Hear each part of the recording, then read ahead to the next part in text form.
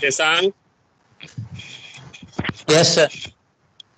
let us start. Just you have cited the examples of the U bacteria, Archaebacteria, and Cyanobacteria. Enabena is a member of Cyanobacteria. Cyanobacteria. Cyanobacteria. So the monerans include Archaebacteria, Eubacteria, Mycoplasma, Cyanobacteria, Rickettsias, and Chlamydias. Rickettsias and Chlamydias. So Clamacterium. these are the organisms which have been included in the kingdom Monera, and they are called monerans. And I think that you have already studied in your 11th and 12th classes the 5 kingdom system classification as proposed by Whitaker. And according Yes, to sir. Whitaker, all the living organisms have been divided into 5 kingdoms. The first kingdom is the Monera. The second one is Protista. The third one is Protista. fungi. The fourth one is Plantae, and the fifth one is Animalia. Animalia. So these monerans, the kingdom monerans include the prokaryotic microorganisms. Prokaryotic organisms, and these prokaryotic organisms include bacteria, Archaebacteria, Mycoplasma, Rickettsias, and Chlamydias. These are the prokaryotic microorganisms included in the kingdom Monera, and they are Yes. called Monerans. Now let us come on the today's topic. Today's topic is you have already studied. You have already studied bacteria. You have already studied Archaebacteria. You have already studied structure and reproduction in bacteria. I have already taught you the microbial genetic recombination in bacteria. Now today in your syllabus, the term PPLO has been included. In your syllabus, you will not find the term mycoplasma, but in your syllabus, the term PPLO has been written. PPLO, pleuropneumonia-like organism. PPLO, the term PPLO stands for pleuropneumonia-like Like organism. Yes, they are actually mycoplasma. They are mycoplasma. So now let us. I have already shared the image of mycoplasma on whiteboard, and I have also pointed out the historical background of this mycoplasma. You know that for your information, the mycoplasmas were for the first time reported by Nocard and Rocks. Nocard and mycoplasma were reported for the first time by Nocard and Rocks. Nocard and Rocks. And they were studying a disease in the cattle, sheep. Sheep में वो एक disease देख रहे थे, and a very common disease found in the sheep is the pneumonia, and that disease was known as bovine pneumonia. Bovine pneumonia, and the causal organism of the bovine pneumonia were found to be the very small microorganisms, and these microorganisms were earlier known as PPLO. They used the term PPLO. Initially, the term mycoplasma came much later. These mycoplasma were discovered in 1898. The mycoplasma were first reported in 1898 and by the Nocard and Rocks. And Nocard and Rocks found that they were causing disease in the sheep, and the disease was the bovine pneumonia. Bovine pneumonia, and the causal organism were known as pleuropneumonia-like organism. And it was in 1929.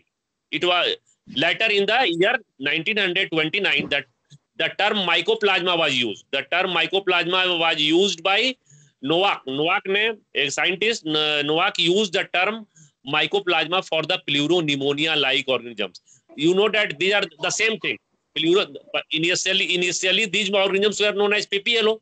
Pleuro, P stands for pleuro, and the another P stands for the pneumonia, L for like, O for organism. Pleuropneumonia-like organism. Initially, mycoplasma were known as PPLO. Later, they were named as the mycoplasma in the year 1929 by the Novak. And much later, in 1967, initially the mycoplasma were found to cause disease only in the animals. But it was Dwyer et al. In 1967 also reported the diseases in plants caused by the mycoplasma. And the term mycoplasma-like organism was used. There are two very different terms, PPLO and MLO. AMLO stand for Shashank. AMLO stand for mycoplasma-like organism. Mycoplasma-like organism Like and organism. mycoplasma and mycoplasma-like organism. AMLO are the term AMLO was used for the mycoplasma causing disease in the plants, not in the animals.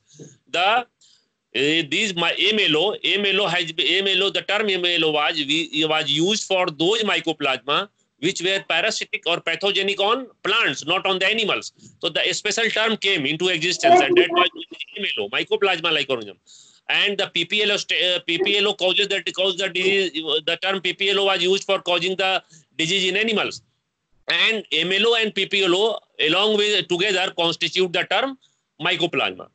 This mycoplasma, AMLO like mycoplasma like organisms which causes disease in plants was later known as molecute like organism. The term mycoplasma like was changed into molecute like organism. Molecute like organisms. And finally the term mycoplasma like organisms and the molecule like organisms were converted into a very important terminology, and that term came to be known as the phytoplasma. Phytoplasma. So there are four terms: mycoplasma, PPLO, MLO, and phytoplasma.